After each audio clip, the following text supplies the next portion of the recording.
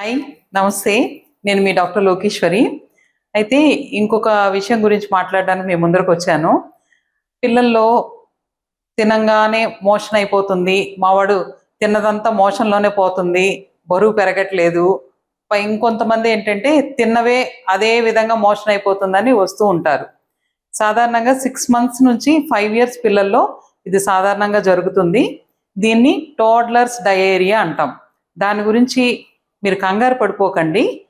ఎక్కువగా కొంచెం నీళ్ళగా అవ్వటం, ఎక్కువ సార్లు అవ్వటం, తిన్న పదార్థాలే మోషన్ అవ్వటం ఇవన్నీ కామన్ ఆ ఏజ్ గ్రూప్‌లో. దీన్ని టోడ్లర్స్ డయేరియా అంటారు.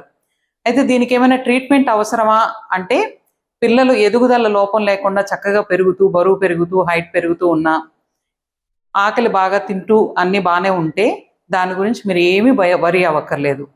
కానీ పిల్లలు బరువు పెరగకుండా, బరువు తగ్గుతూ ఉన్నా, డీహైడ్రేటెడ్‌గా కనబడినా, మోషన్‌లో బ్లడ్ అది కనబడినా, ఫీవర్ ఏమైనా వచ్చినా, ఇంకేమైనా ఇబ్బందులు ఉంటే మాత్రం దాని గురించి తప్పనిసరిగా డాక్టర్ దగ్గర చూపించుకోవాల్సి ఉంటది. ఓకే. Thank you.